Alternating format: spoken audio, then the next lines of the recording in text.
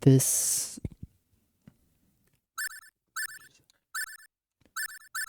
So last time I left off, I was using my turbo controller to grind the bunny race. I don't know if this will be a perfect estimate of how much time I spent, because I was saving over the file right before, and I didn't catch myself in time before I saved over the file, but this will help. So how much money you need to get all the rewards in the bunny race and how much time it takes. So around 9,300 full. I started with around 9,300 full.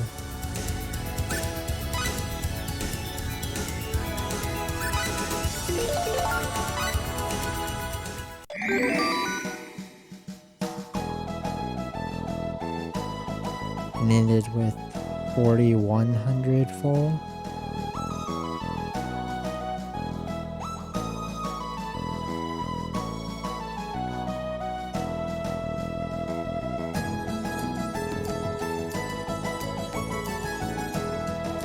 So I think it costed around 5,300 full.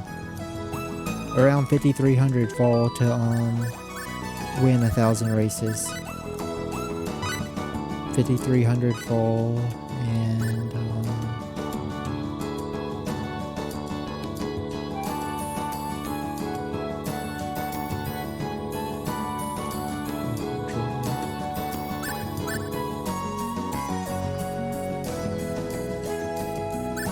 and yeah, I left my system, as it were, on while I did other things.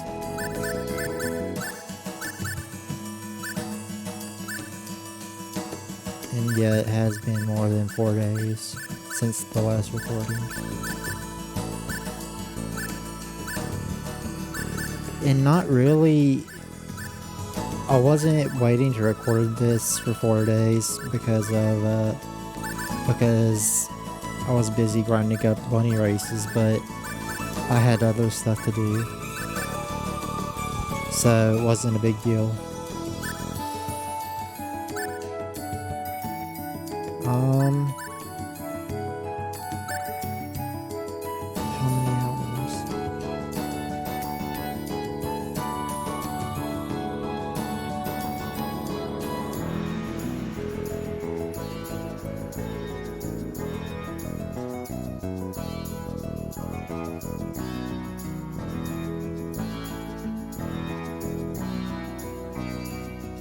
About 87 hours, I think. It took around 87 hours and 5,300 full to get 1,000 wins in the bunny race. I actually don't even know how it calculates. And before I even claimed the rewards, I went and saved.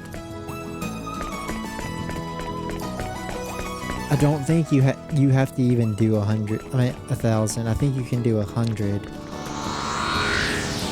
But I just wanted to get everything and never touch this thing again.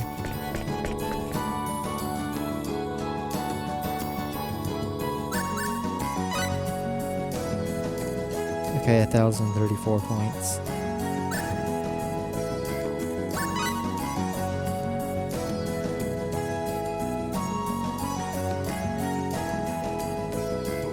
Okay, if no one wants to do 87 hours of bunny races, and have to spend however much full it was, 5,300 full, you only need to get the bent mystic sword. I assume the scumbag slayer will just instantly kill scumbags, like it does in Strossen 2 and 1. And there's some in Star Ocean 2 and 1, there are scumbag type enemies that you can farm EXP on. And so killing them instantly with that would be good. I think that's its use. Let's just change.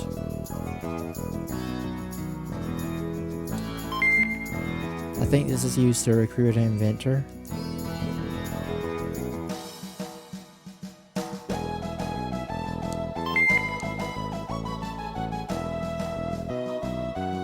The bunny suits let you run really fast in battle in Star Ocean 2 especially, but you don't have a footwear slot on your equipment menu, so these are gonna be an accessory, I guess.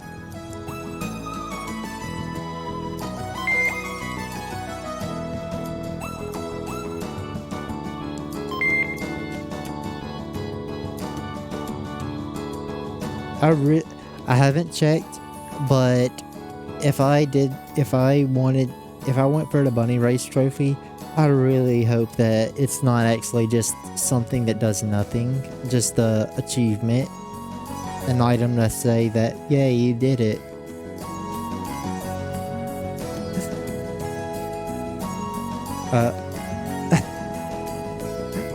That's actually funny.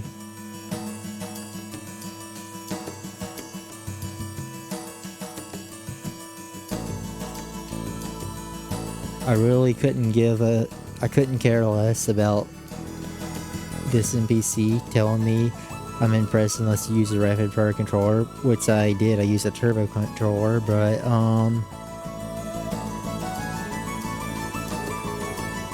them even having this text right here makes me think that they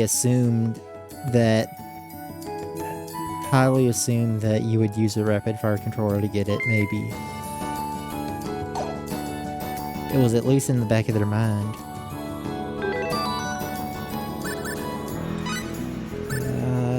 Please, I'm begging you, don't be a useless item. What? Wait.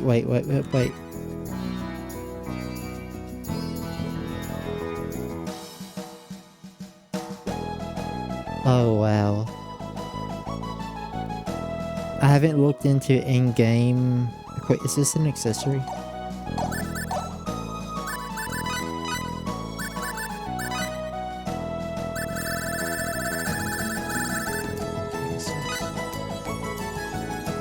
These are terrible.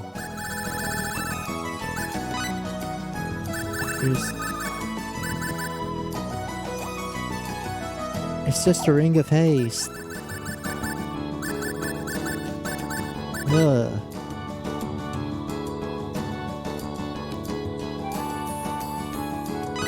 Nope, oops, I didn't mean to do that.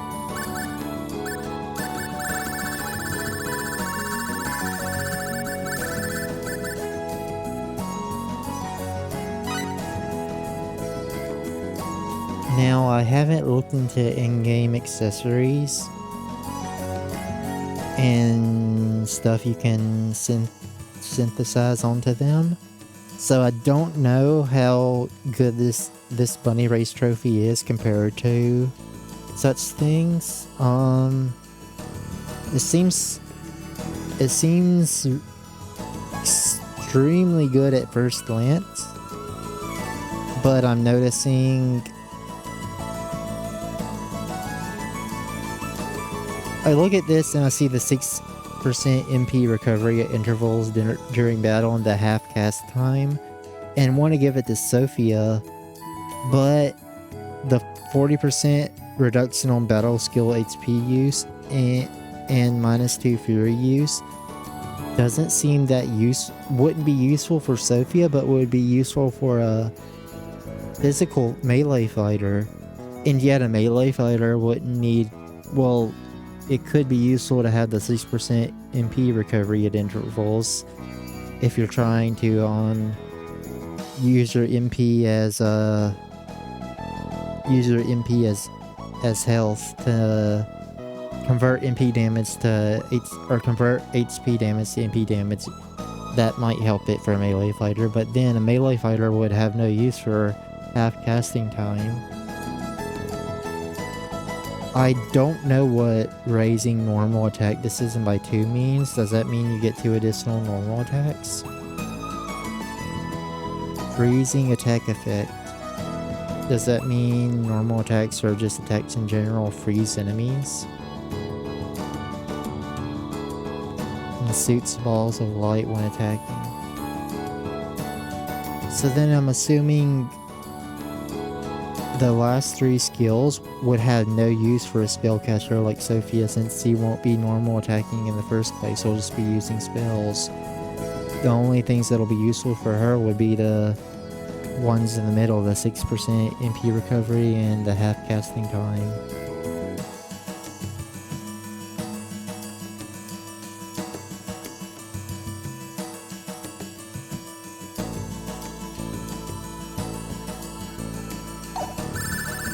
Because the next thing that's going to be happening is me crafting some ultimate weapons with the inventors we got on the last episode. Because it's possible now. Don't know if I'll show it on the recording or not, because I don't know how tedious it'll be.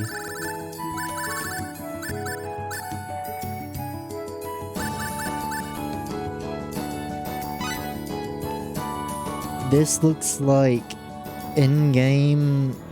I don't know how factors and stuff like that works yet. I know it has to use synthesis materials, but I'm not keen on the details yet. But these look like in-game effects, but at the same time they look unoptimized for a single character, because the effects would help with any character, but they're not all good for any character, if I'm articulating myself well. And I don't think we're going to be fighting any enemies until we're done crafting in-game to slight post-game equipment, which we're going to do right away. Basically, I don't know if I'll even get any use out of this. Like, it seems really powerful, and it is, but it's not optimized for a single character. And I don't know if there'll be a chance for us to use it. What's this? When did I get that?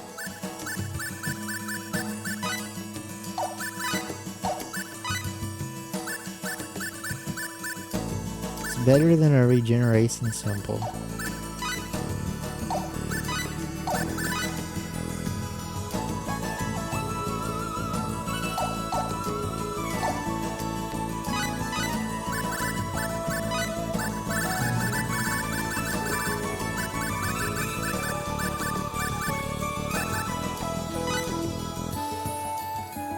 What?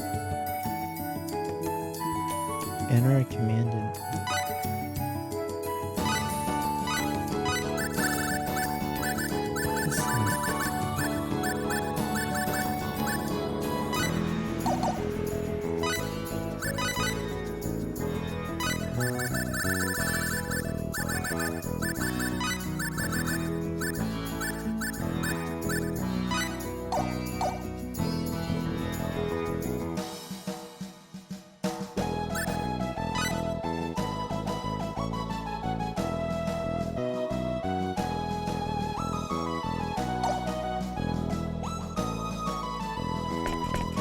Oh, I guess that's it.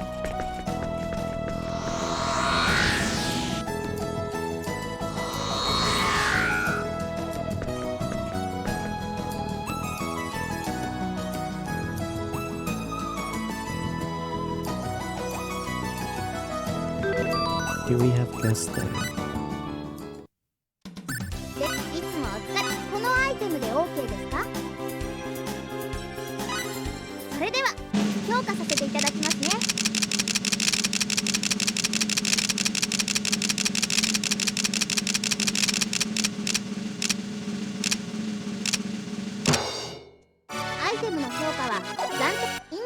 申請できるものが耳寄りなニュースが人物名を選択してください。詳細が参照できます。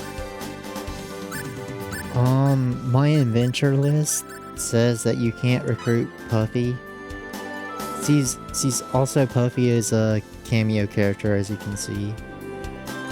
You can't recruit her until you get to the Cave of Trials, which has always been a post-game dungeon, and I have no idea where it is in this game yet.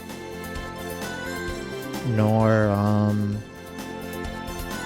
I'm assuming it's probably a post-game area, just like Star Ocean 1 and 2, and any other Star Ocean game. So I'm just saying Star Ocean 1 and 2, but also like 4, 5, and 6. The Cave of Trials or whatever has always been a post-game area. But apparently she's in the Cave of Ordeals or the Cave of Trials or whatever.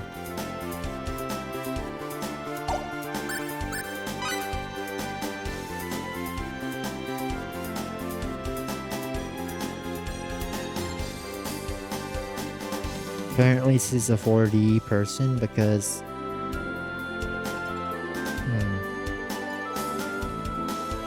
It's not... The game isn't going to say this either yet. I don't think anything in the game specifically states this.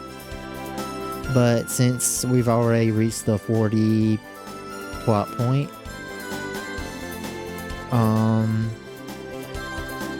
I'm assuming Puffy is a 4D character that has this is hard to explain. Basically, some of the people that live in the 4D space can have an avatar like a player character be in the 3D space, which is where... Yeah, this is already upsetting to explain. It's where the medieval planet is and all the just Earth and everything is in the 3D space. But Puffy is I'm assuming because of what this says, she lives in the 4D space, and 4D people will create avatars in the 3D space to use. And what I'm getting at is Puffy seems to be a 4D person that has an avatar playing in a 3D dimension because he was in Star Ocean 1 and 2. And for those that don't know, Welch was added as a playable character in Star Ocean 1 and 2's remakes for the PSP and any remake of the PSP games. And the reason they did that is because Welch is a 4D being. Like, if you didn't catch on to this yet, which is sort of cool, we received like a phone device in that medieval world, and I think Fate did comment on it when he received it from the guild of how an underdeveloped planet had that sort of technology and stuff. So when you access Welch's menu and you've seen all her little like camera stuff,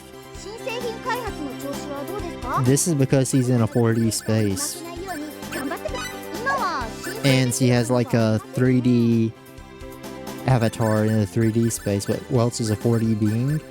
And so they made Welch playable and even put Welch in the games of Star Ocean 1 and 2. It's just a cameo of the 4D space being a thing and her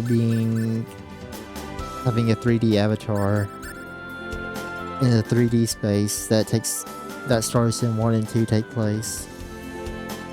And 4 and 5 and 6. Also Star Ocean 3, I think,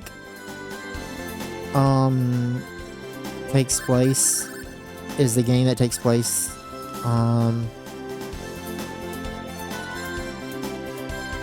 at the end of the Star Ocean timeline in regards to Star Ocean 1, 2, 3, 4, 5, and 6. Star Ocean 3 is the furthest along the timeline.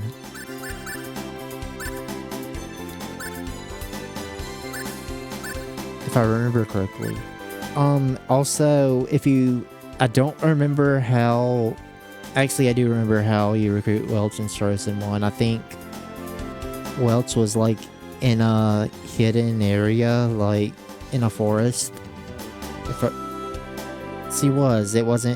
was just a hidden house or something, a hidden workshop, and you could recruit her there. I already can't remember if I recruited her in Star Ocean 1. I did a playthrough of Star Ocean 1, so I could look back at that and check. And it's up on YouTube. But in Star Ocean 2, Welch literally falls out of the sky. Like, she just falls out of the sky.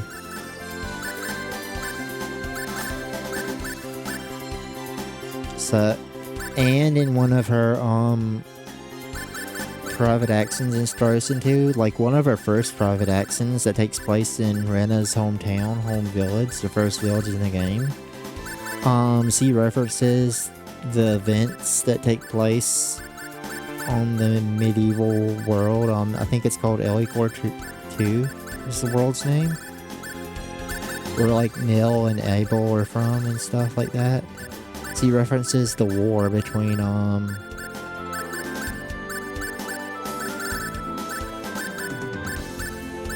Aqualia and the Ice Kingdom or whatever. She references that. So that's enough about that. What was I even here for originally? Oh, do we have Gusto? Yes, we do.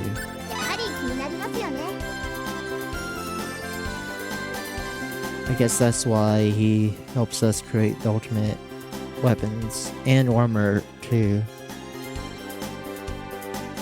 60 talent in smithery.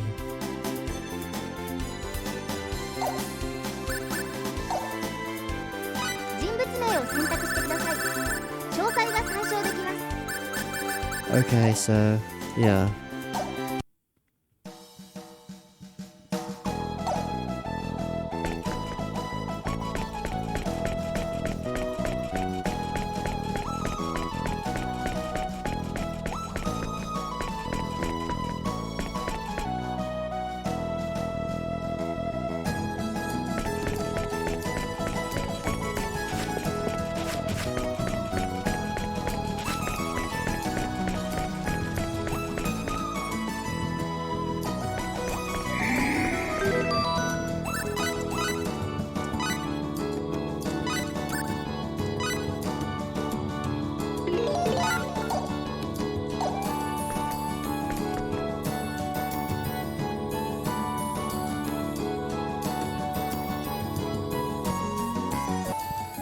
Okay. We need the smithy hammer. Oh goodness.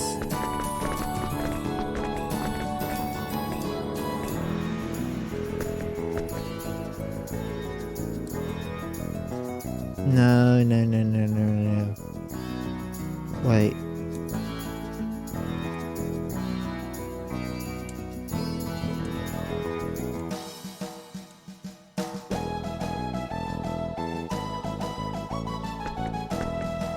We need to go back to the...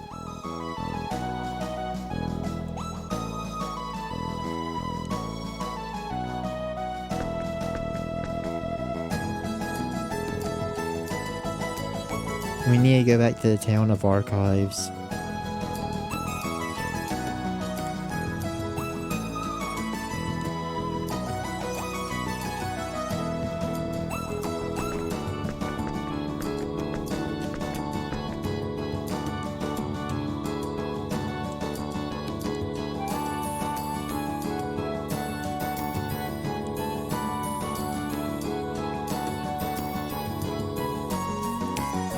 something unconfirmed, something I'm guessing at, which is hilarious now that I'm actually thinking about it.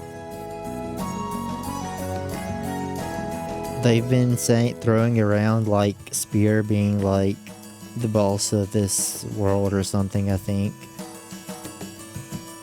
Is that supposed to be like...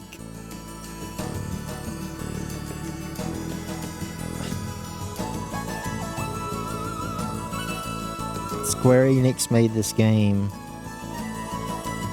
This company in the game that's like really important is called the Spear. I forget exactly. It's Spear something.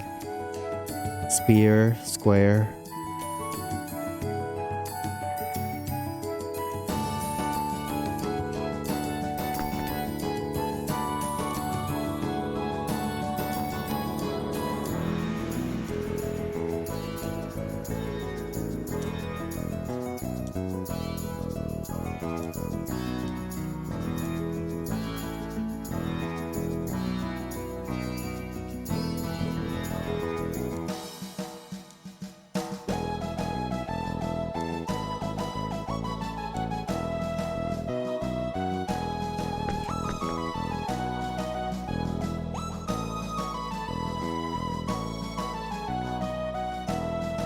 For example, I'm gonna see how funny this is. Did you say Square? That's the company that developed Star Ocean, isn't it? I played that too. It's pretty fun. Because Star Ocean takes place in the Eternal Spear. And the Eternal Spear was made by Spear.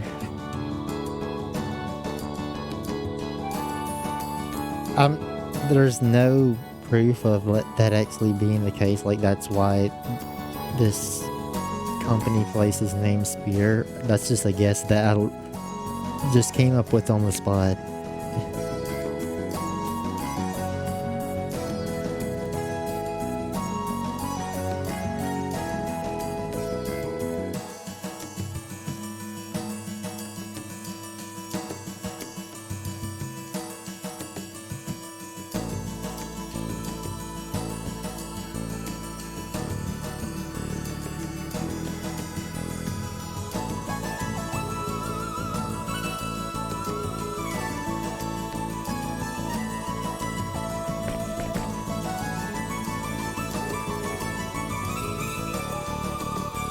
Yes, archives. Okay, so I was worried because I didn't want to advance the story if I didn't need to, but I had to do that to go back to this place.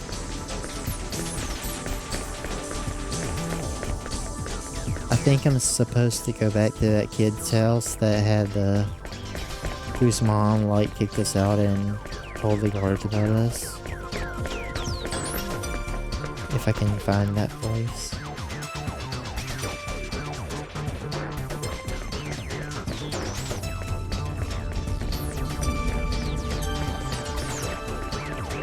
Archives.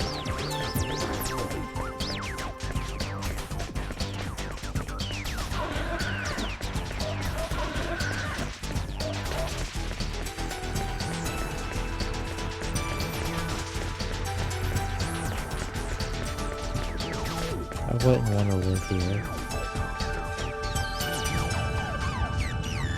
No.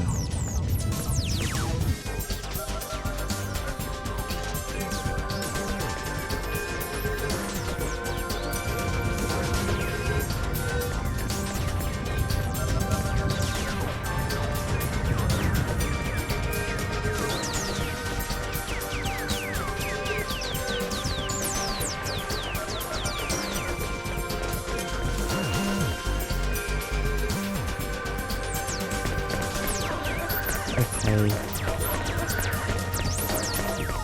So you had to advance the game to get his mom not to kick you out.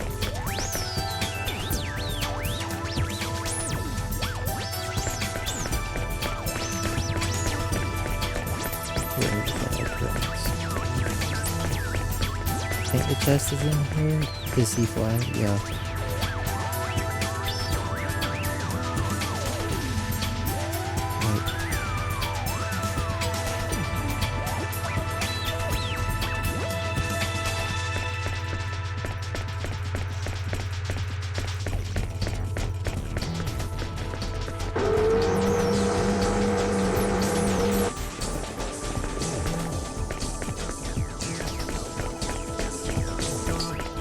If this is actually the Smithy's hammer, I would never have thought to come back to this house to find the Smithy hammer. I think it lets you, helps you make better items, and yep. I would have never known.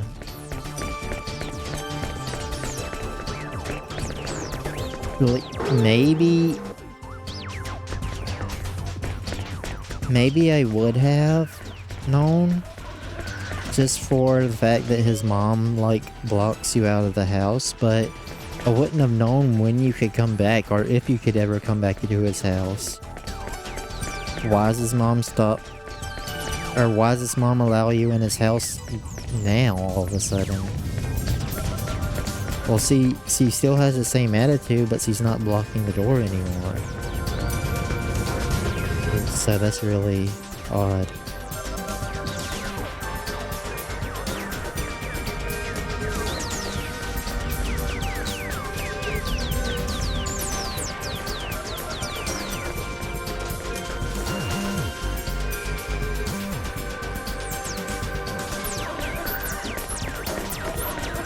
What is this with this music?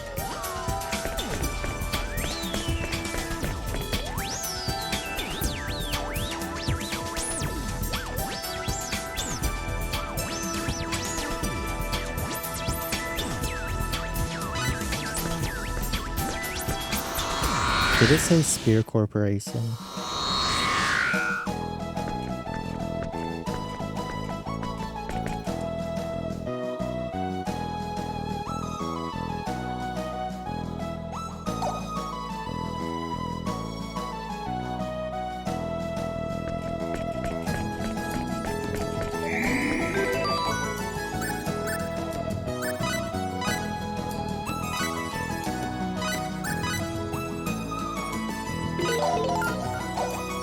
So now I can craft some of the ultimate things. Let me check Mill.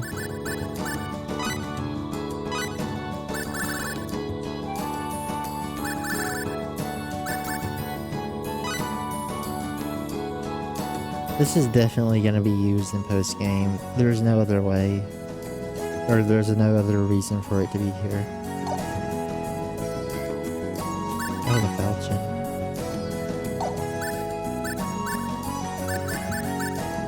Where is her ice blades? Her ice dagger, or whatever.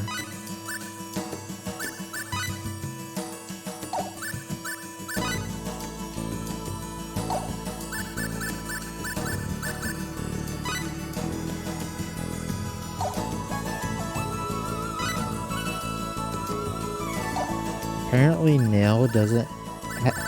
Nail's ultimate weapons are two different weapons that are changed according to the situation. It's her laser weapon, and there's one called the ice dagger or something, which I thought was the Blades of Ryusen, but that's not the case because the attack is too underwhelming. I thought it was this because I remember getting this through the event, and I remember that it shoots balls of ice when attacking.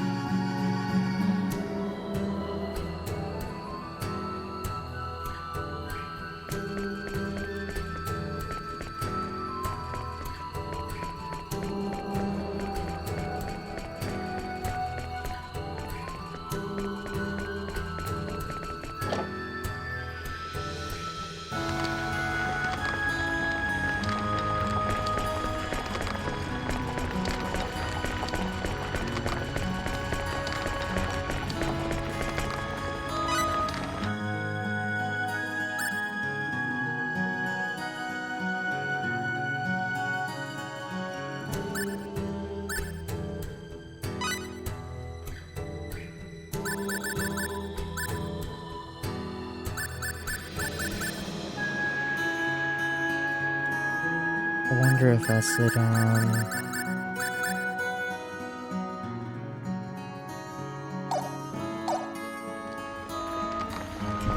I was wondering if I should make pay for, if I should expand the facilities for this workshop, since it's the closest one to the warp point.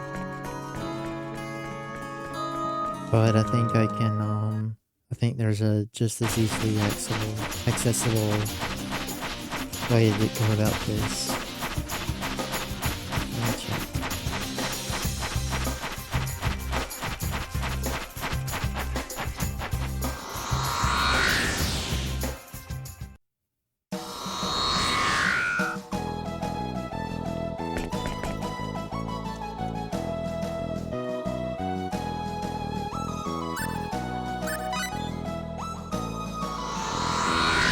I think going to the moon base may be easier.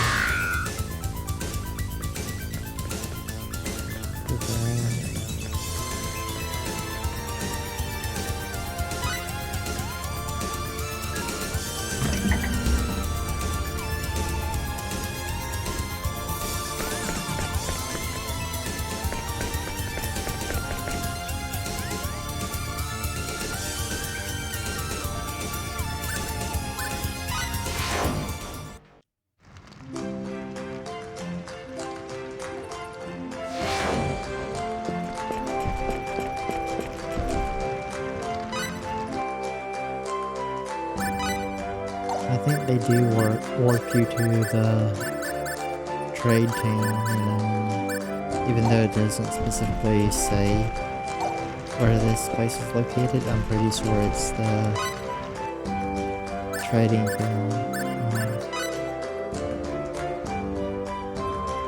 Yeah, the trading town of Paternity. I mean, it says that's their current location, so...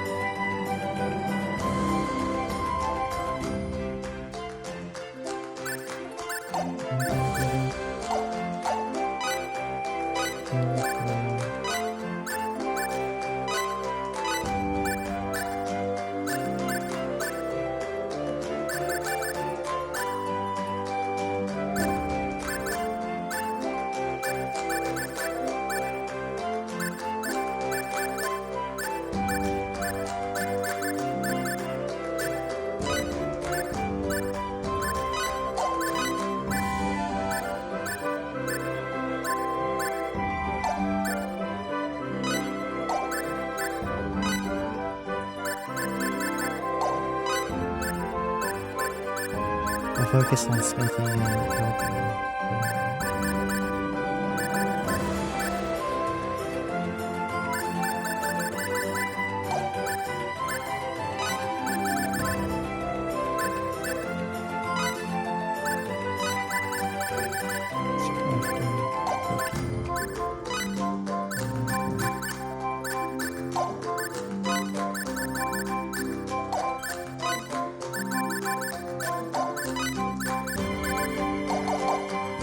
They don't have the synthesis.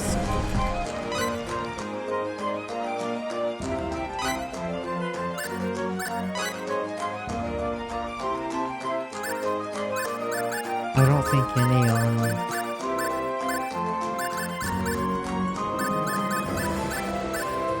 I don't think there's a NPC that would specialize in synthesizing anything. Maybe, but I don't think there is. So you have to use your party members. They all kind of suck at it.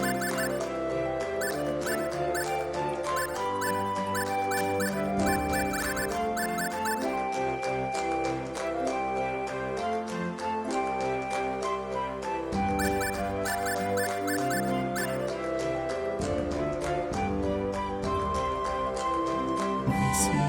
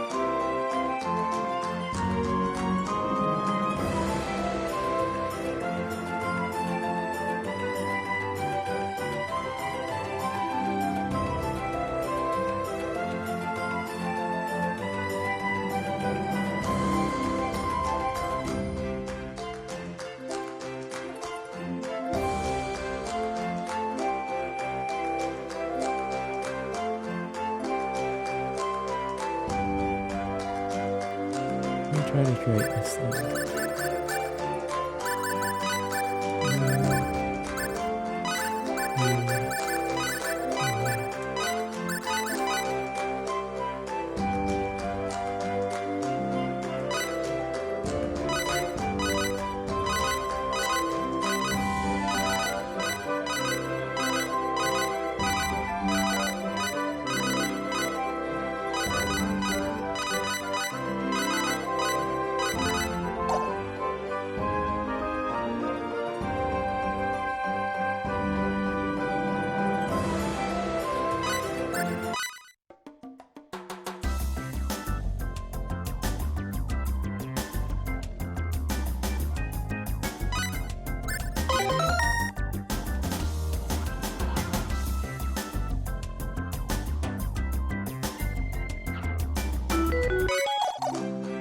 Now this is supposedly an in-game, good in-game material. こんにちは。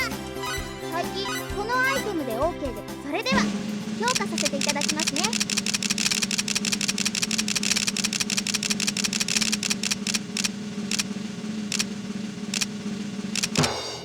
アイテムの評価は今は申請できるものが発明品、今までに発明された製品を参照できます。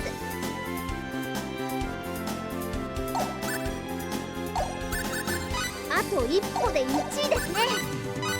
備えあれば憂いも。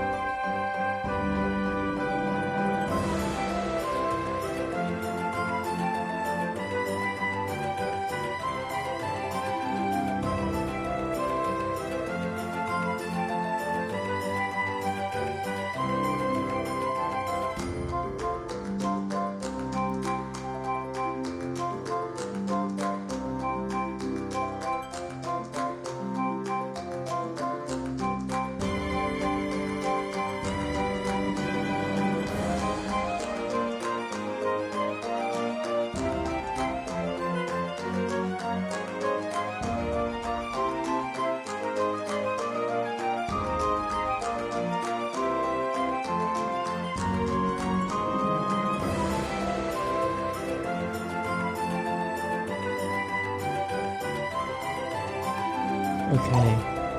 A guaranteed way to get work outcome is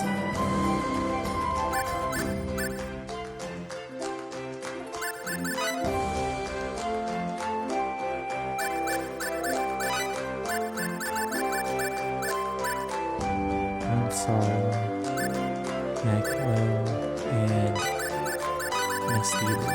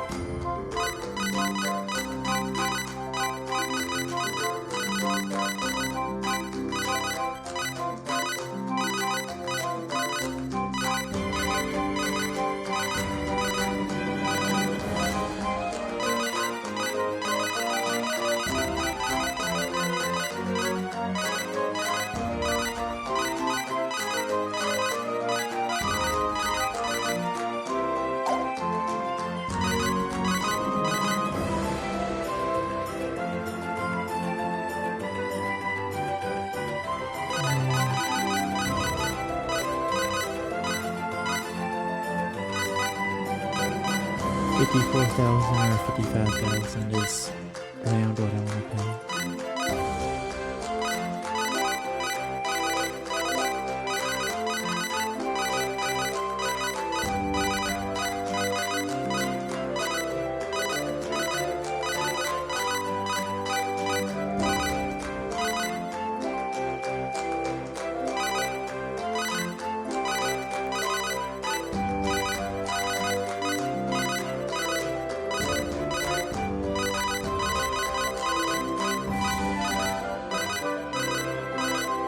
Yeah, if I see one more expensive, I'll use that.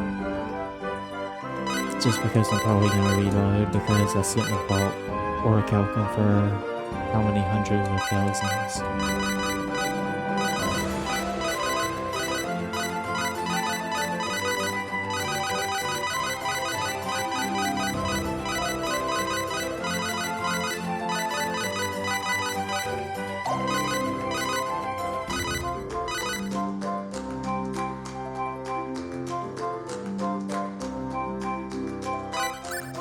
So this should theoretically all be Orichalcum.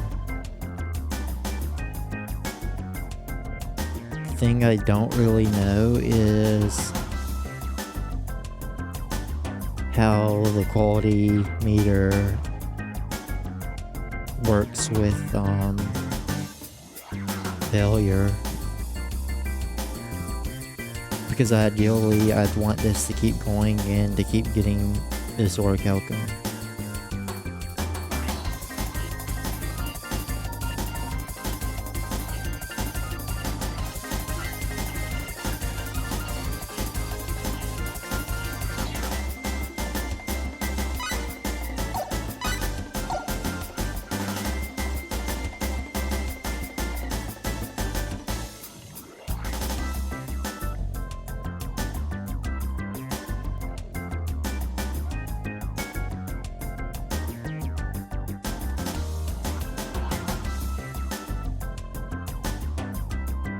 Okay, so they're starting to fail.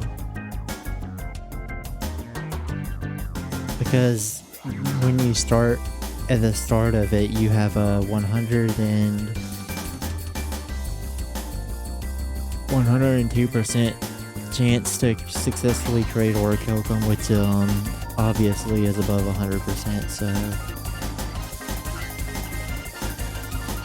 your chance of success must lower as you craft. go ahead and take it now.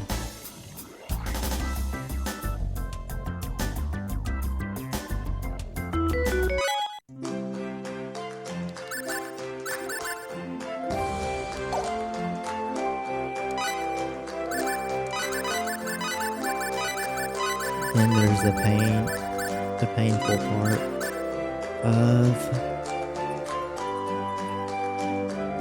synthesizing.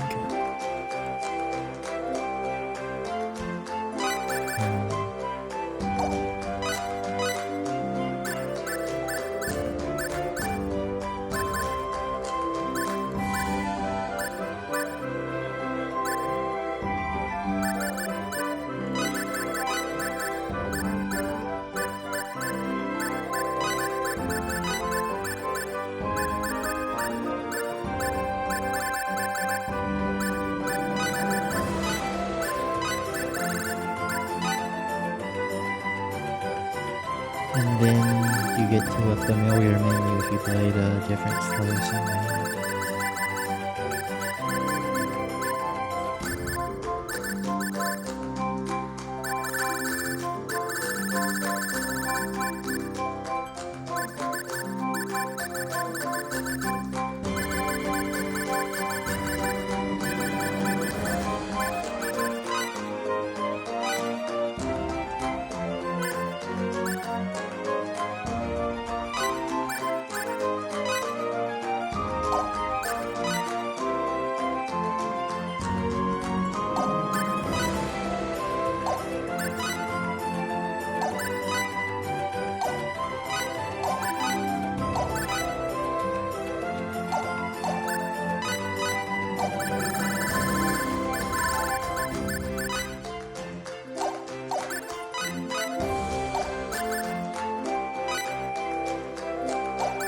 Okay, now I'm starting to understand how synthesizing works in this game.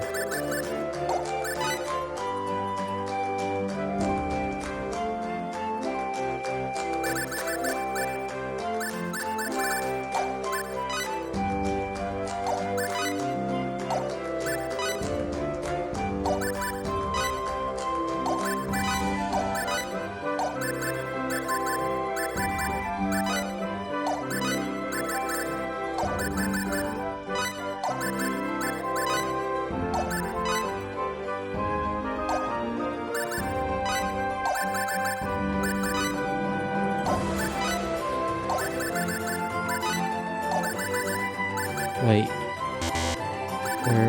what is a trophy? Can you, no.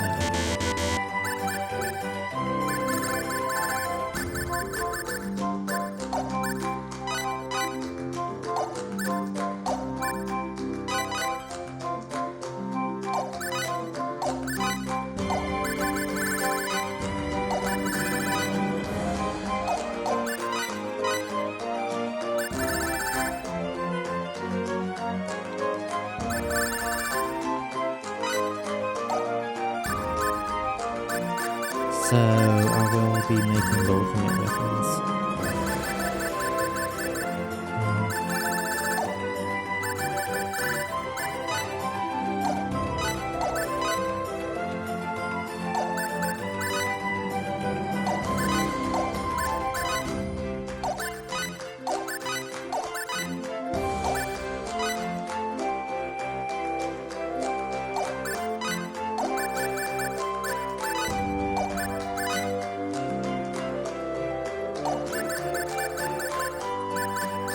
So you can nullify every element if you wanted to. That's what it seems like.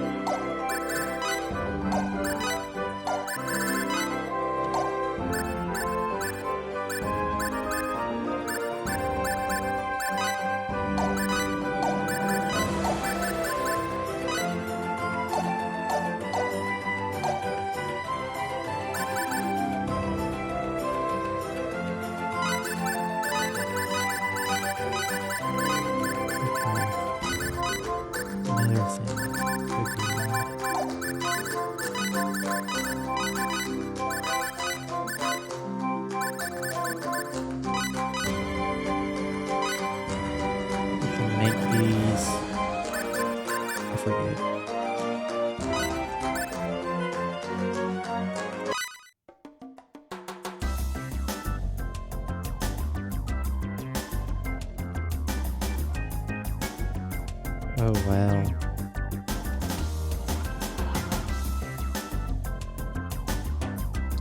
Really? Can you not refine these or something?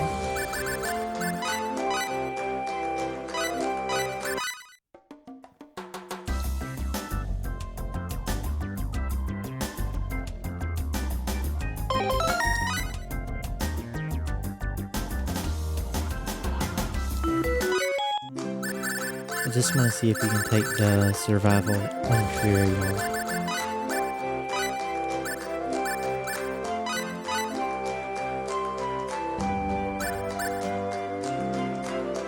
Is that a good... I can't tell if that's a good skill.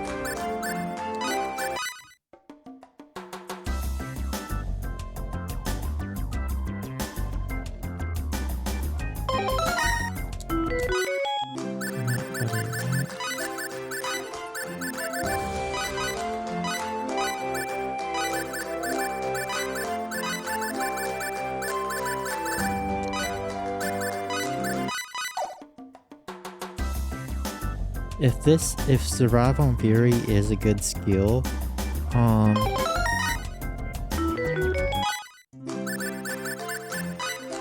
I would want it off specifically because I would be killing enemies with the increased attack, and I wouldn't be dying because I'd be killing stuff before it could kill me. So theoretically, I wouldn't need it. Maybe in post-game or something. I'm just trying to see if I can get it to refine off, which is a thing that can happen for some items.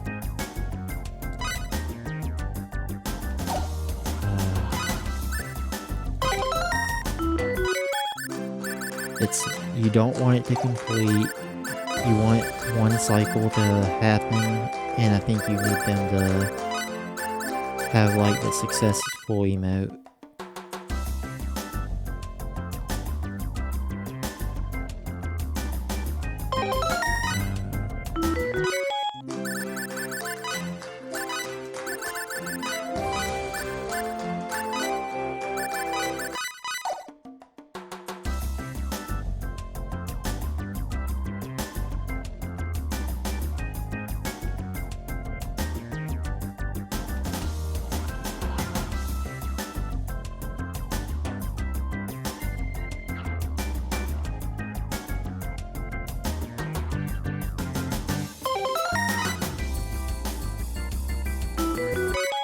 Because most weapons, I only dip my toes a tiny bit into details on synthesis because I knew it would be something I would only mess with in end game, because I guess as a guide for anyone else,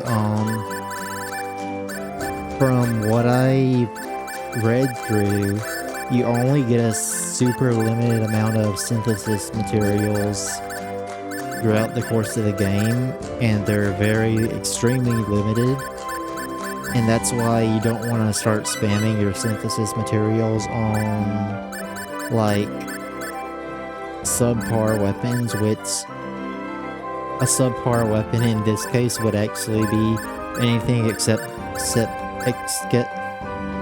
excuse me, I can't speak, except these ultimate weapons for the main game, because there's even stronger weapons post-game apparently, but the best weapons you can get main game for the main game is the weapons you can craft, which I can do now using this guy and the smithy hammer we just got. And I guess I'll try to craft everyone's ultimate weapon that we have in the party right now, just to show that off. And so, like, once you get their ultimate weapon for the main game, which is what we are in currently, not post-game, you would want to then synthesize or a calcum to it, plus 500 attack to it. Or I guess for magic users, you would want something else.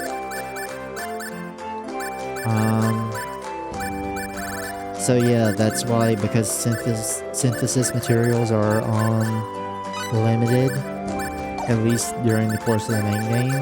You want to save them until like you can craft everyone's ultimate weapon, their best weapon that you can craft. Because their best weapon specifically is what are weapons that you can't craft. What am I doing?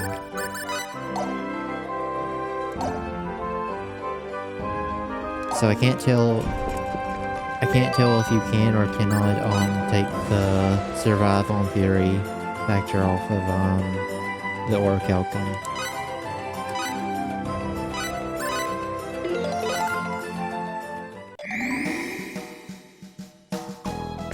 What I guess I can do is attempt to sew off me getting our 6 party members' ultimate weapons in terms of crafting.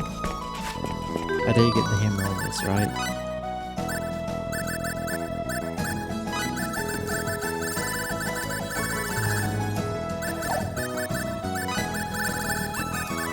Yeah.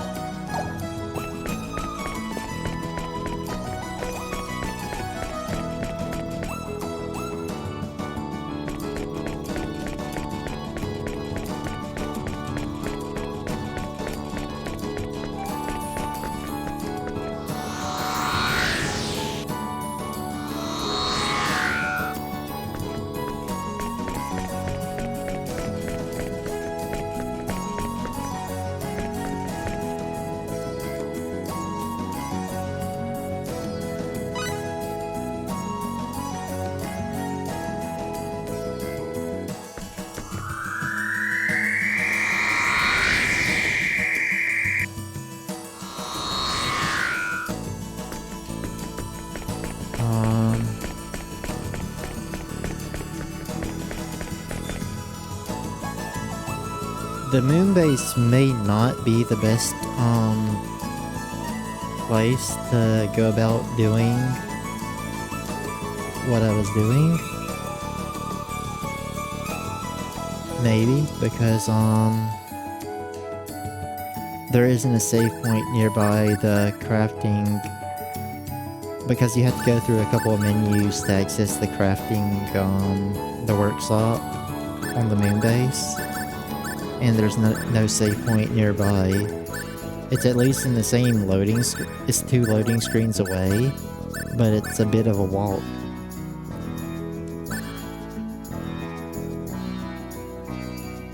So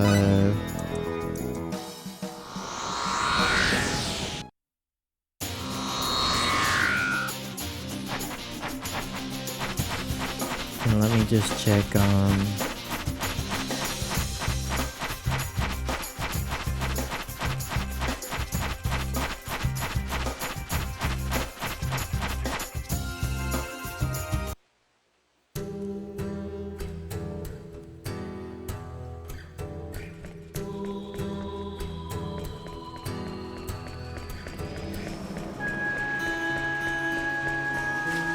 the purple icon, the purple triangle icon, is the inn, which has the save point. And this is the crafting station, and that's a bit of a walk too, so yeah.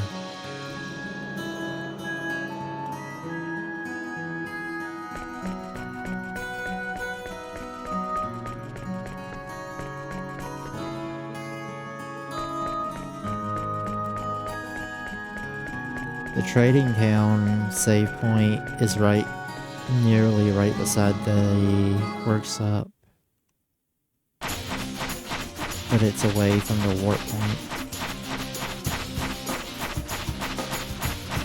Just trying to find the most convenient spot to do stuff involving the workshop. I'd ideally like it near that travel point right there.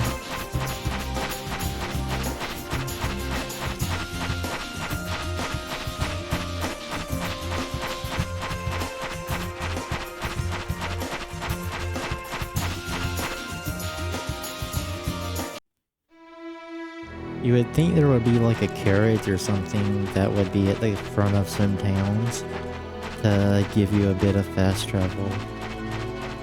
But I guess not. Ooh, this may actually be a good... If this is the workshop, this may be a good location.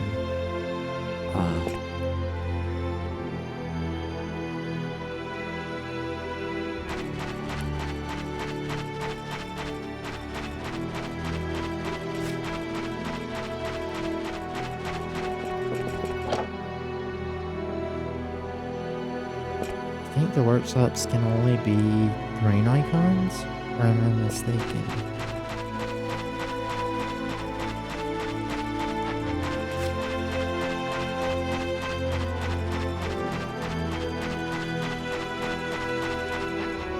That's a church.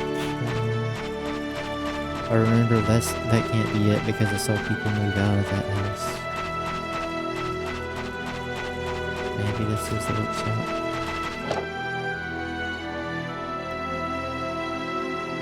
Or does this town not have a workshop?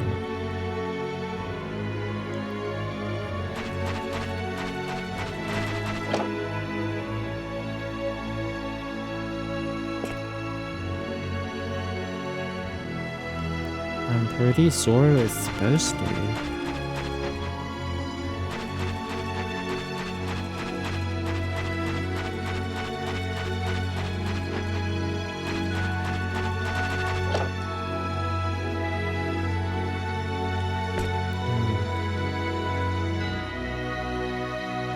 Did the house those people moved out?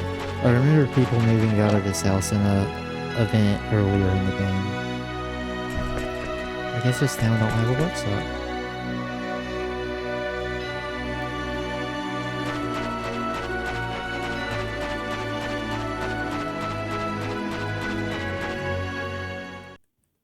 The workshop in Aerius on the snow town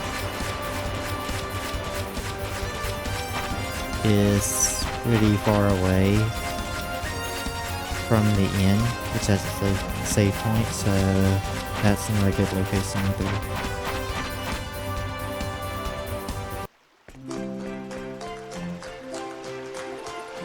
I don't really mind the money I would have to spend to open up the facilities to like synthesize and stuff, but that's not really a main issue. See, the save point could be right here.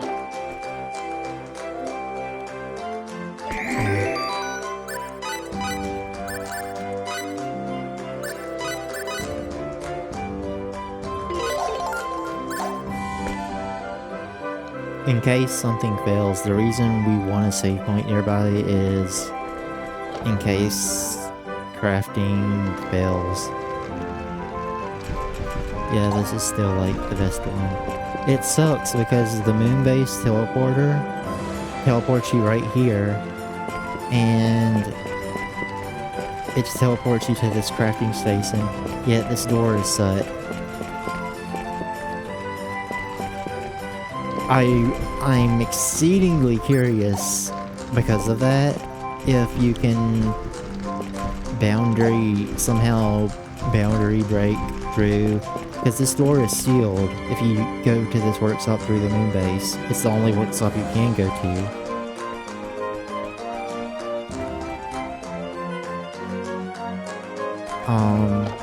If you could break through that door, I'm curious what would happen. I wonder if there's a loading screen behind the shut door.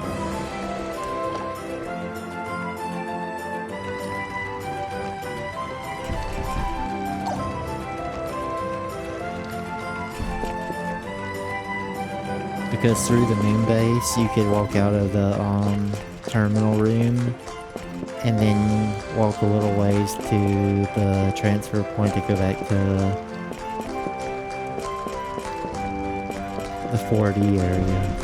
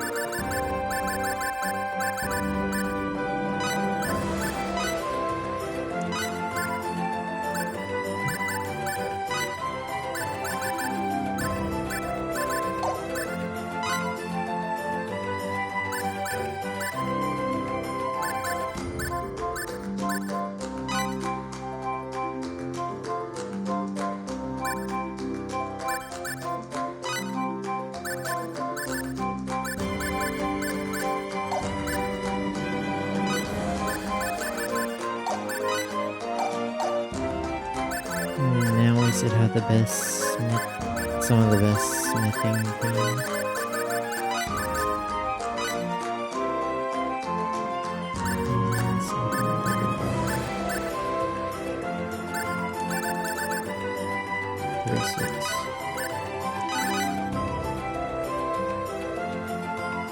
Smithing 6, 25.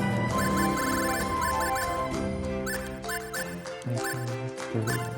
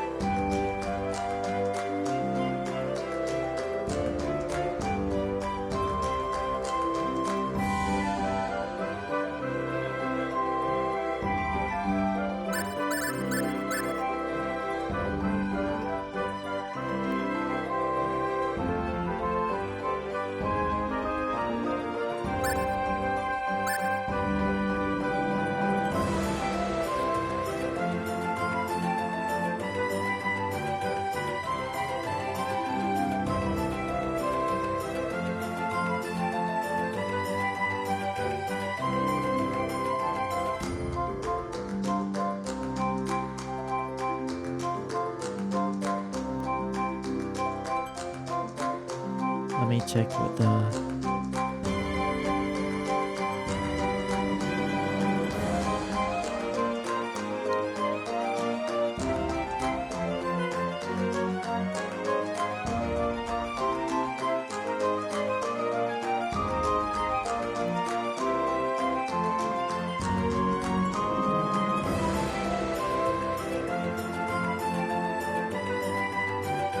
Slide.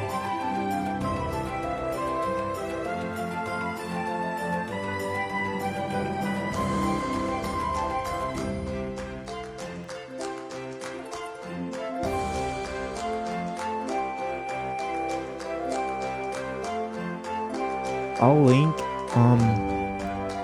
for this episode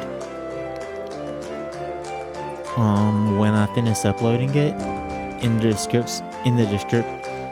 excuse me again, in the description I will link this item creation calculator that has been an absolute godsend in regards to this game. And it's only thanks to someone that was in my chat that told me about, that linked me to this site, that I knew about it. I tried searching I tried to see if this site would show up through a Google search, and it would not. It has a weird address. I'll just link it in the description of this episode for anyone else, for anyone that might be interested, because it's absolutely a godsend.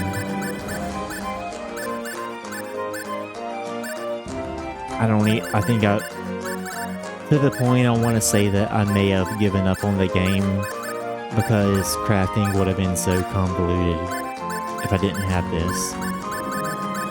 I've come to heavily depend on this.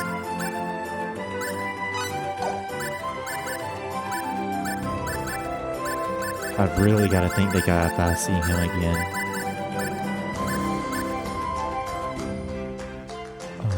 Cliff.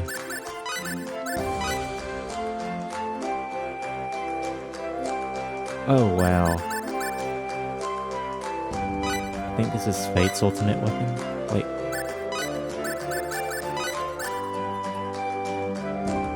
Fate's ultimate weapon for the main game that you can craft, his best weapon that you can craft, is a price range of 460 to 500 full.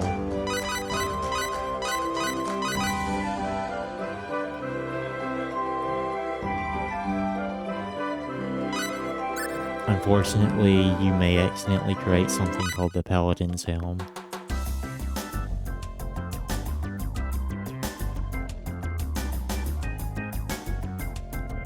I think it can loop a couple of times. You got. It seems to press on. Yeah.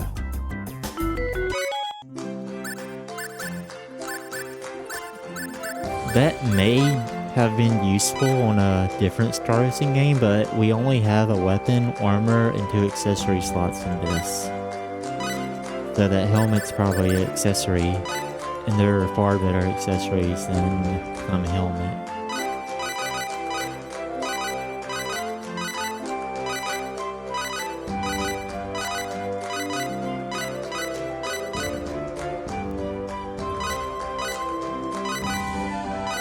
RPGs just started to trim down your equipment slots as the years went on, which is in some ways understandable, but in other ways unfortunate. You can't have that much diverse equipment.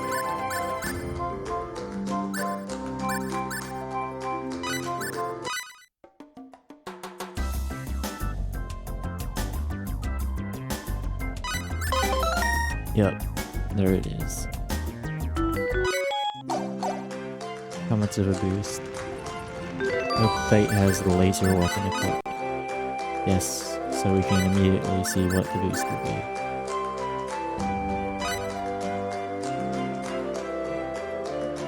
Good enough.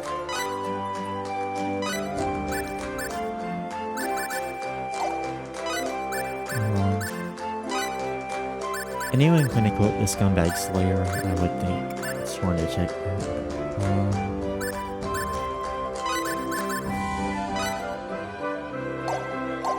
Okay. Next step would be to just synthesize. Actually, the next step is to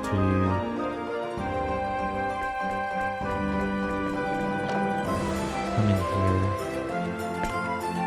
and save, because crafting that ultimate weapon was not that hard. Actually, by me even saying that, I don't even need to save.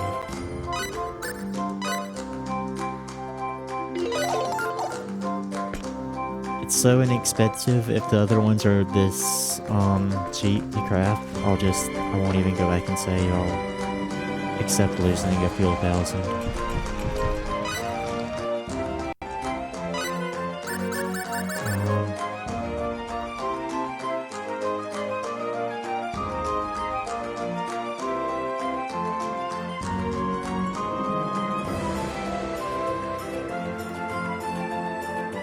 Mithril gauntlets.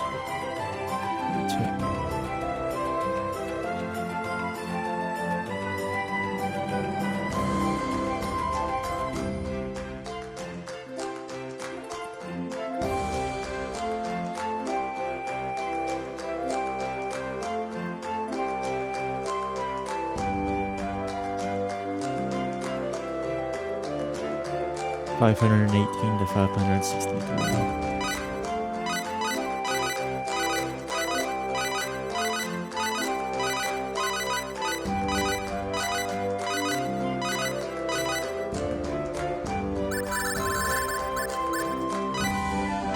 Again, when my controller does that, it's because it has one of the analog sticks after it has drift. 518 to 563.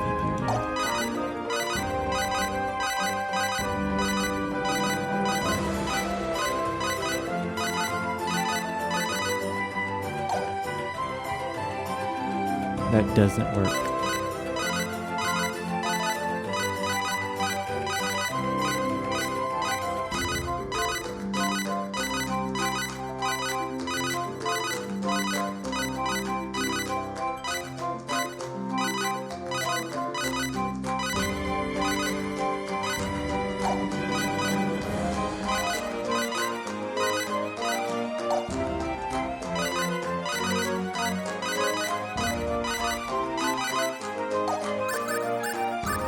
In regards to the crafting system for Star Ocean 3, I'm going to say, I think I said earlier in my playthrough that I enjoyed it. I'm going to say now that it was probably because I had this guide, or this calculator. If I didn't have this calculator, I would despise this to no end. And I'm very lucky that someone told me linked me to this, because a Google search did not reveal it. I was using like a guide and it took forever to like figure out stuff, or to just search for what you would want. So taking that into account, this is one of the worst crafting systems. And to like try to randomly create an item that would be good, that's basically how the system works. It would have been help, because what you're supposed to do is use lines number 2 and 3 and set people to try to craft other things.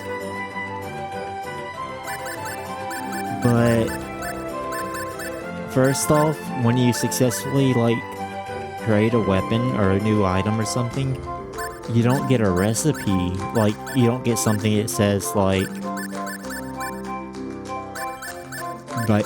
for example, the sword I just created, there's no entry, I don't think, that tells you the price range that it's creatable in. Nor does it let you like, this would make you think that you could specify to create a duplicate of an item, but that's not the case, I don't think. It just modifies factors on an item.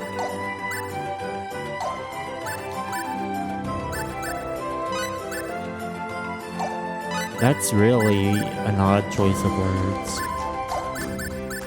And so, like, it could have been slightly rectified, maybe, with lines 2 and 3, but you only have access to one of each of these characters. Like, you're only gonna have one line worth of people that can create, like, the ultimate items. If they could be on 3 separate lines working at once, that would be rectified, though it wouldn't make sense. But because that's not the case, you can only have like, for example, there's like only 3 or 4 NPCs that specialize in certain crafts, like alchemy, smithies, writing, engineering, compounding, etc., cooking.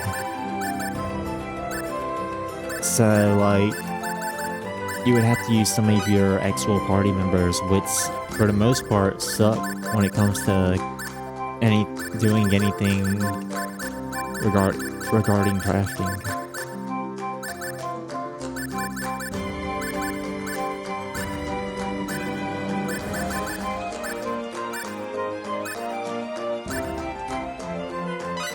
Yeah, this seems like an annoying system in all honesty. Okay, this works. 47% chance. And we got it.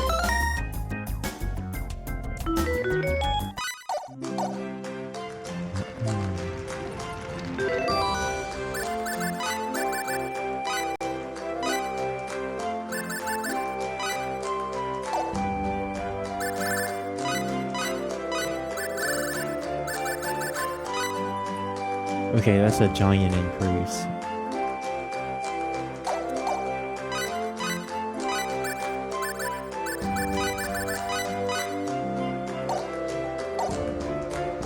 And that's why I didn't buy any additional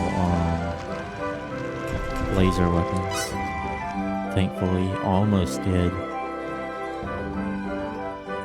Next item.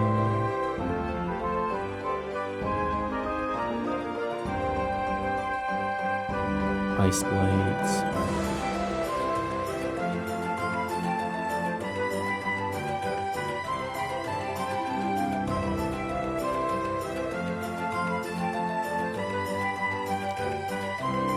Ooh, this is weird.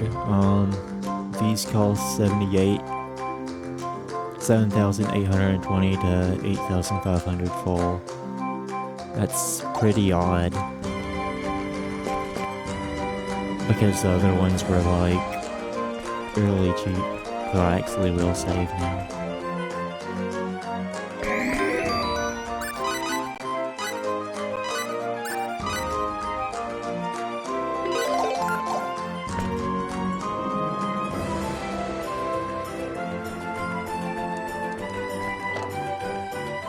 May take 5 minutes to create these 6 weapons.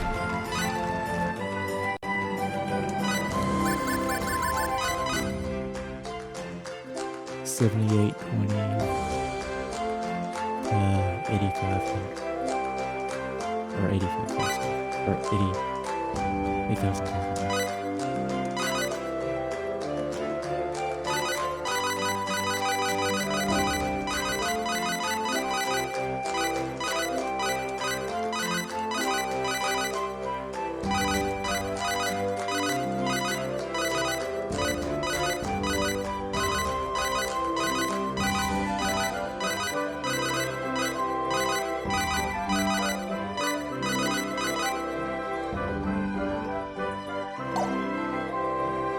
This works.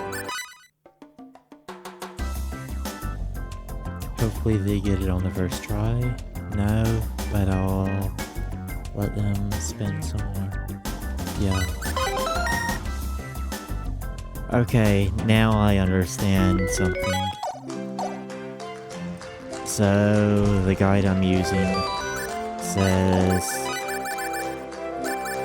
to swap between ice blades and the laser weapon for now.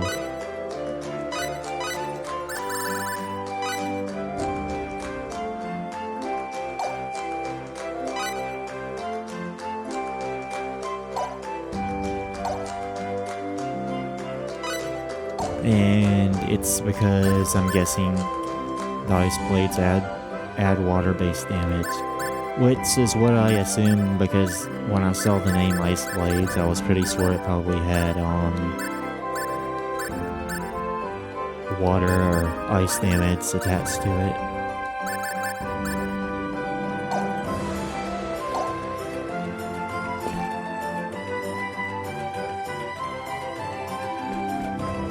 I feel like I wouldn't even...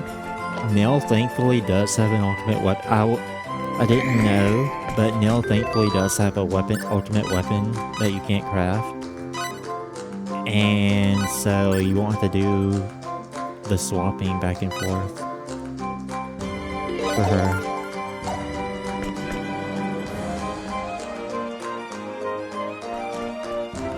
In all honesty, I would slightly recommend if you did choose to recruit Nell in your playthrough because he is an optional character. I would sort of say just keep her with a laser weapon, and if you're willing to sacrifice 1 orichalcum and 1 synthesis material, you'll get more attack with a laser weapon with a 1 piece of orichalcum on it than this ice blade or whatever, ice dagger. What is it? Yeah.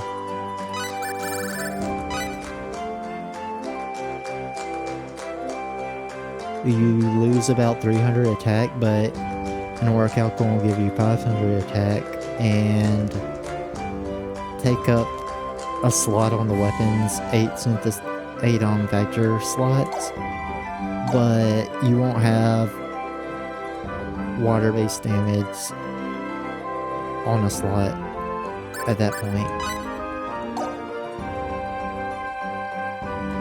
I guess I'll do it for completion's sake. こんにちは。今日は何を見せてくれますか？備えあれば憂いなしですよね。いつもこのアイテムで OK ですか？ Can そ you れでは not 評価させていただきますね。 patent these items?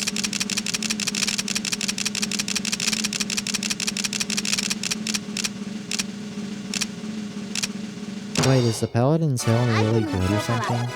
今は actually don't know.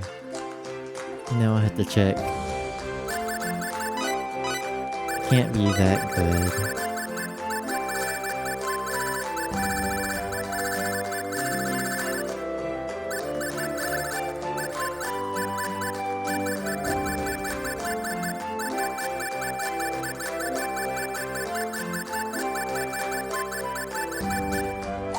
Or is that a Roger weapon?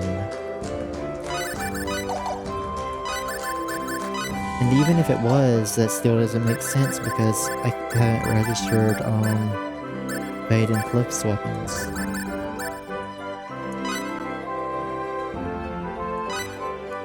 Yeah, it is. I remember Roger uses helmets as weapons.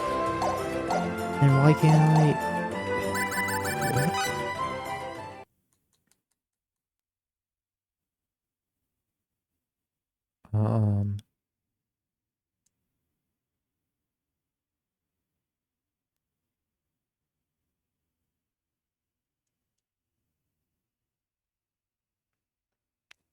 Grass?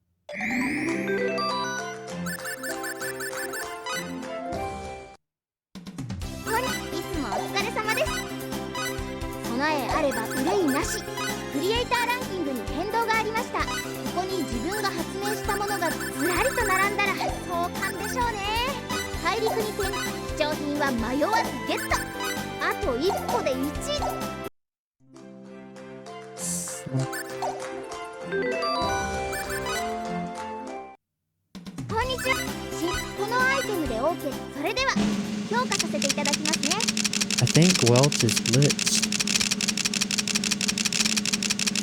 Is the Paladin's helmet Roger's best weapon you can craft for him? アイテムの評価は暫定ですがこのようになりました。もうこれ以上は考えられない出来ですね。ほんとすごい。この後市場調査が入ってから流通量が決定されますのでしばらくお待ちください。詳しくは発明情報の参照をご覧ください。 Wait, 今は can you actually look up invention details? こんにちは。新製品開発耳寄りなニュースが入ったらお知らせしますね。今までに発明された製品を貴重品は迷わずゲット。現状で当面のライバルは未来の現状では新庄。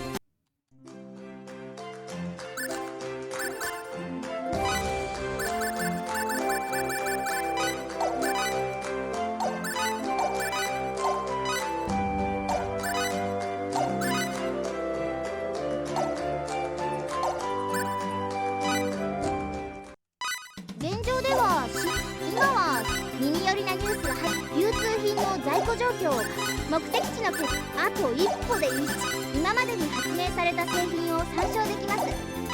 ここに自分が発明したものがずらりと並んだら壮観でしょうね。人物名を選択してください。3年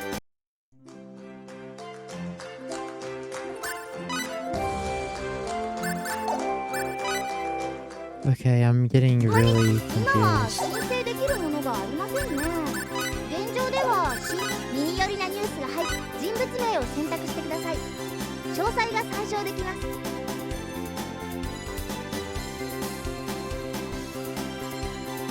So I checked and the Paladin's helmet is Roger's ultimate weapon.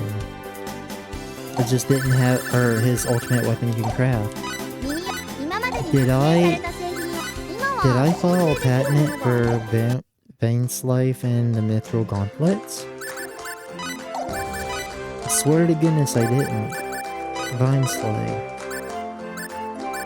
Maybe I need to take them off? こんにちは。特許 Okay. このアイテムで OK。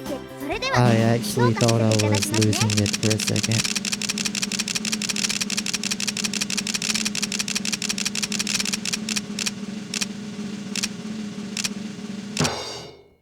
アイテムの評価は特許申請するこのアイテム、それでは評価させていただきますね。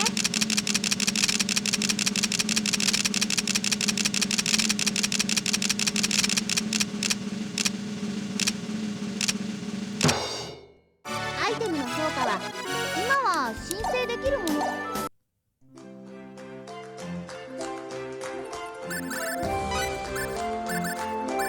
Also the ice blades.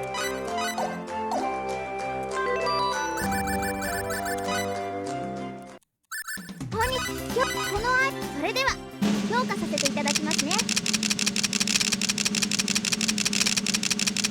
That was the first time the game's crashed on me, by the way. アイテムの評価は今は申請できるもの。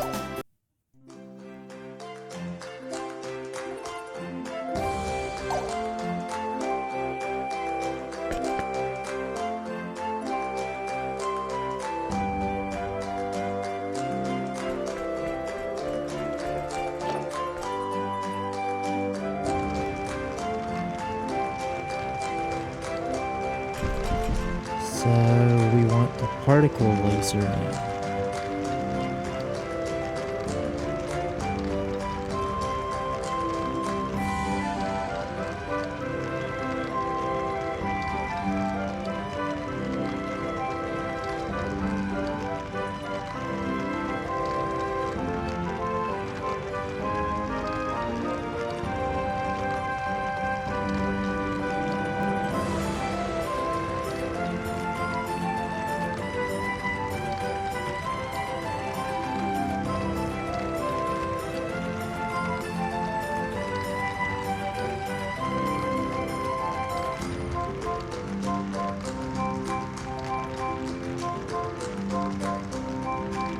Wait a second.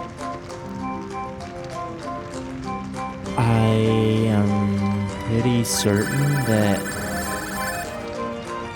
you would have to Maria the guns you create for Maria are from engineering, so I'm pretty sure you can't make Maria's weapon through smithery.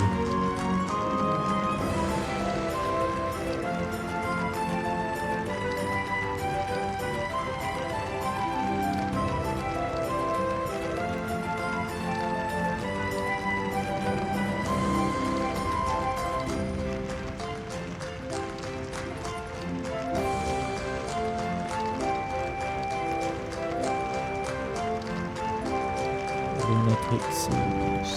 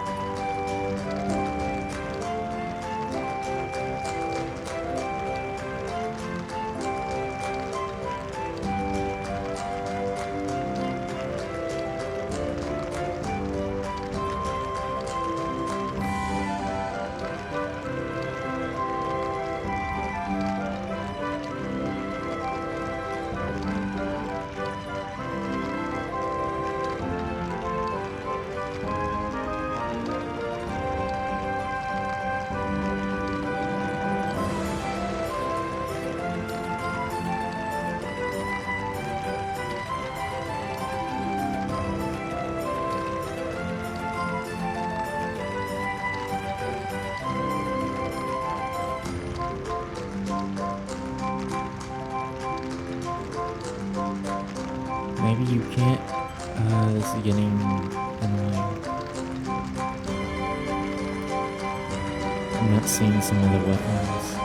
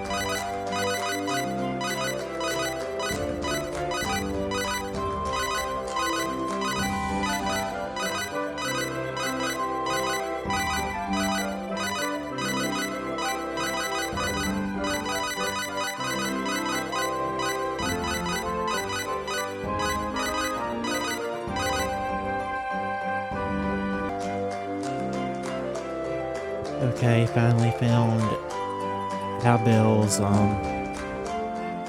ultimate weapon. Even though we don't use him, I'd like to do it for a completion's sake.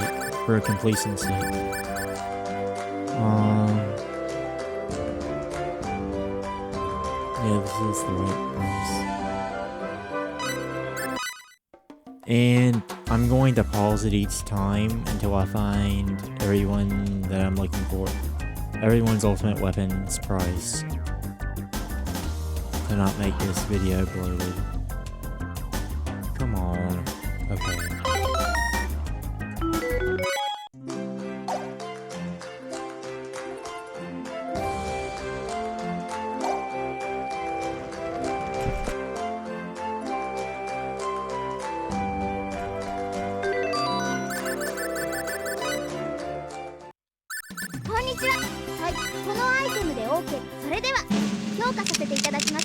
And supposedly we'll passively get full for falling patents on these weapons, even though we won't be using them. But I say supposedly because it feels like I never noticed my money increasing that much.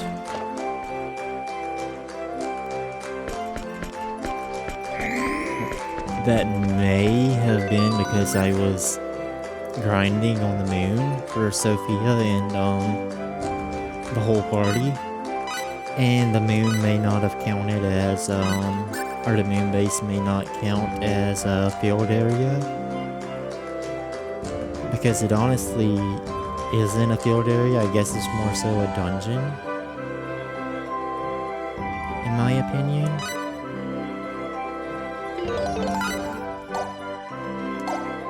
Or maybe I was getting like a very small amount of money and I wasn't noticing. I have no clue.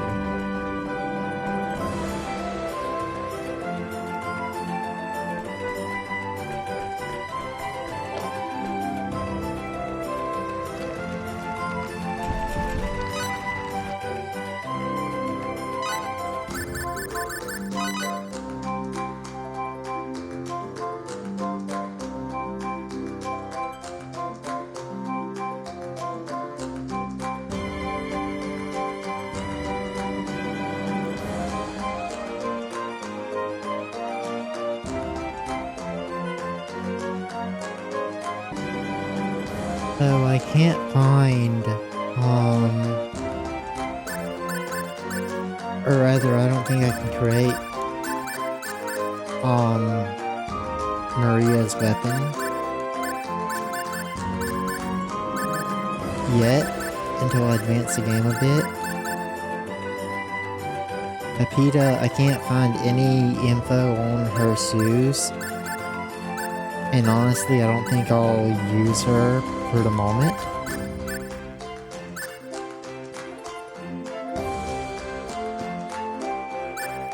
Sophia, I can't find any crafting or smithing details to create a best weapon for Sophia, and there doesn't seem to be a best weapon for Sophia. It seems it's her best weapon is called the Depth Staff, and to buy it you either advance the story a little bit more, or you find an NPC called the Retail Rabbit, which is apparently in this town, and I've never seen him. And I'm looking, I don't know where he is, but I'm looking at a guide, and it shows some really weird, strange information regarding the Retail Rabbit. Apparently, like, he has three different sets of stock. He has stock A, which has a clone generator, basil, sage, lavender, and fresh sage, which is meh. You can buy that from anywhere.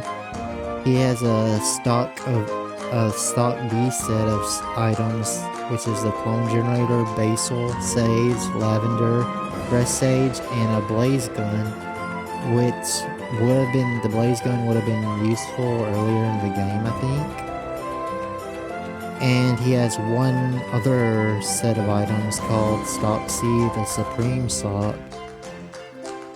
And that's what we'll be looking at.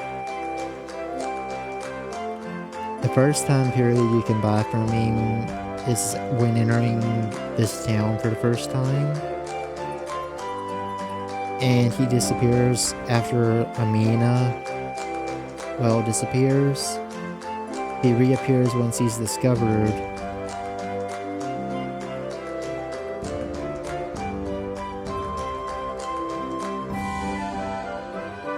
Or I'll just ignore the times when he's selling stuff from stock A because all that's useless junk that you can get anywhere else. So Amina is the NPC girl that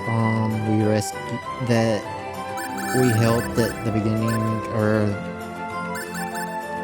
near the middle of the game. She looked like Sophia and she ended up dying.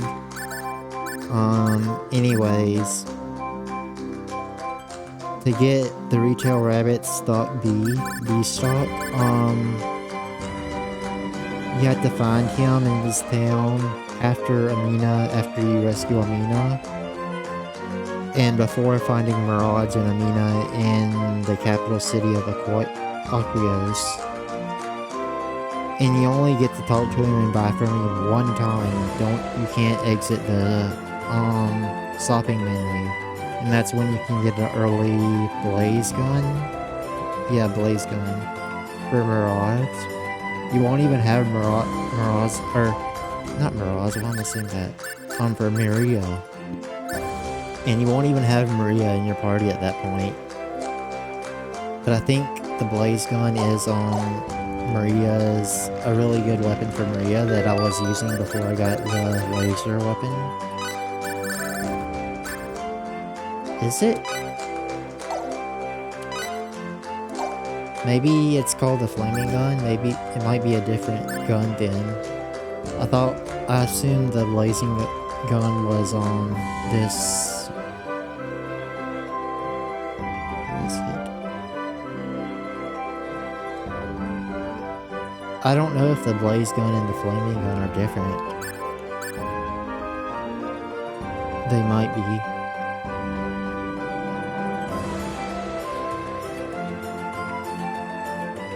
So yeah, I guess if you want an early gun for Maria, you would talk to this rabbit after you rescue Amina and before talking to Mirage and Amina in Aerius.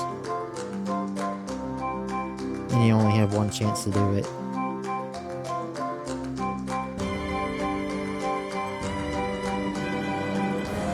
Another time you can buy the blaze gun from the rabbit is after the initiation of the war, saying yes to the player in Aerius, and the end time would be upon returning to paternity after meeting with the king in the ruins of Mosul. And you have unlimited talking and buying opportunities.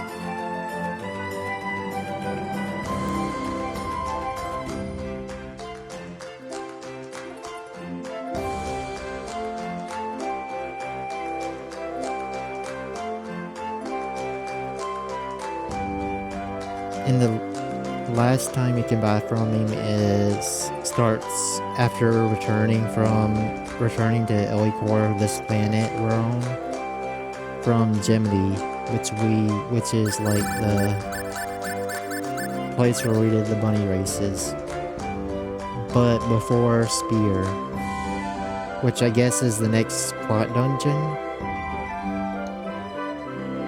And this is the only time he has his stock C set, and there is unlimited talking and buying, so I guess exiting out of his menu won't make him leave or something. It's confusing from what I'm seeing. Anyway, we need to go find this rabbit, because apparently he locally is in the town at the moment. Because I didn't progress the story, I guess.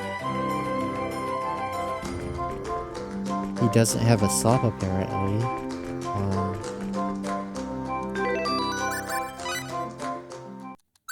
こんにちはクリエイター今は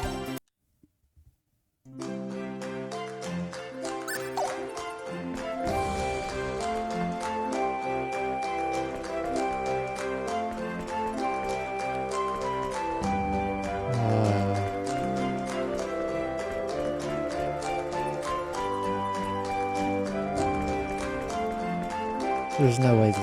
Is this him?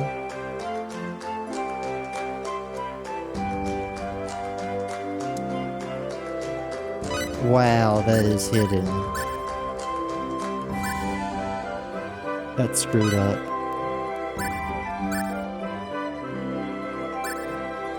Can I exit the menu without him leaving? Yeah. I see a whole bunch. This is why I didn't want to say what he had. Also crafted one more vine slate, just in case. And another weapon for Cliff. Just because it was so cheap. Laser weapon. Laser weapon.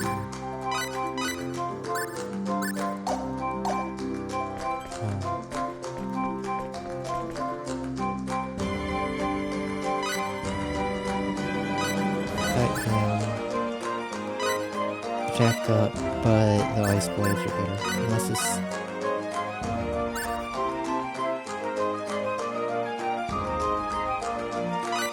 $850.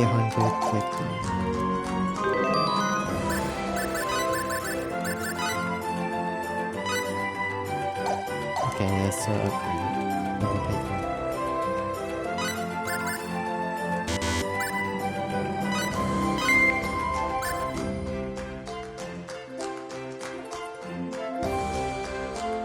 Who uses a halberd?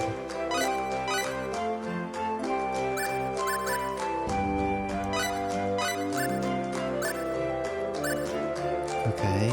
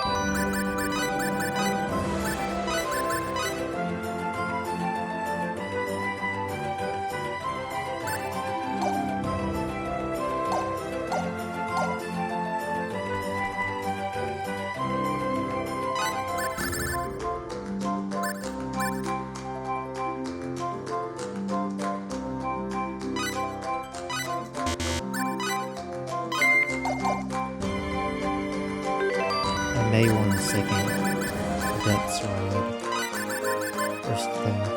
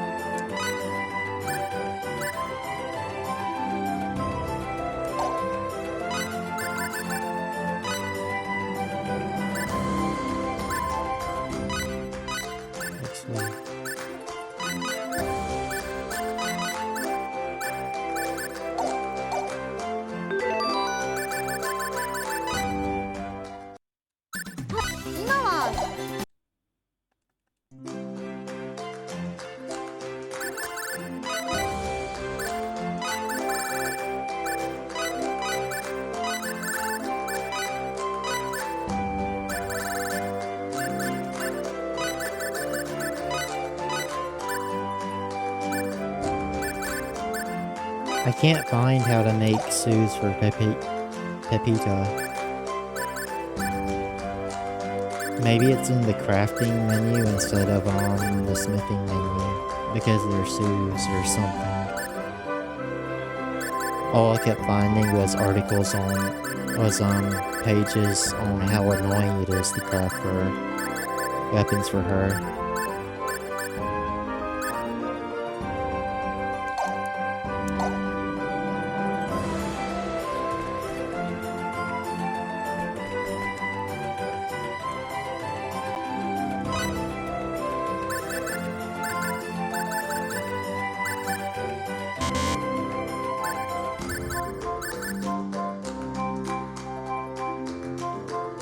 I don't know when this rabbit will leave.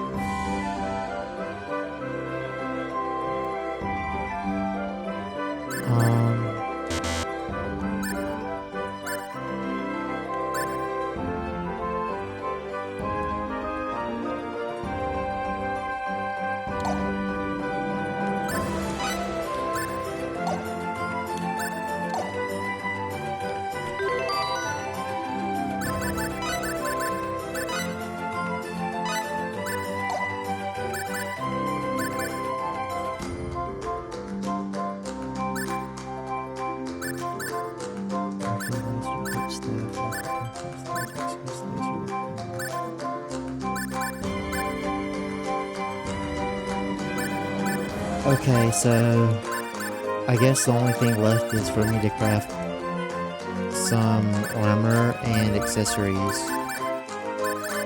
I won't show that on camera. Also, what I ended up crafting, I guess, next episode, but I'm not gonna show me crafting that on camera. It's already been a long episode of just nothing happening except me crafting. But I didn't want to, like, just come back and have, like, all this new equipment and have no recording of, like, anything at all of what I did. I just need to get some armor and accessories made, and I'm gonna have to just keep running through the numbers in the crafting menu until I find the price range I need. And then it'll be up to luck to see if I even get what I need from the crafting menu. So I guess that's it for this episode. Sorry it's 2 hours of nothing really happening.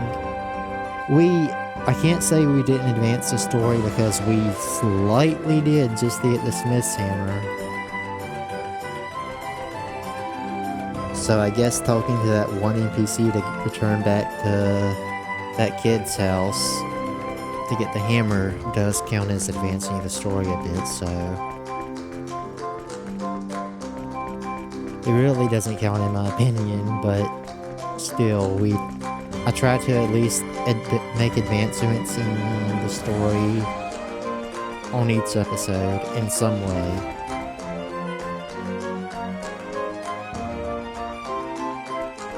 And I will leave a link to the crafting calculator that I use because it's just too good and too useful.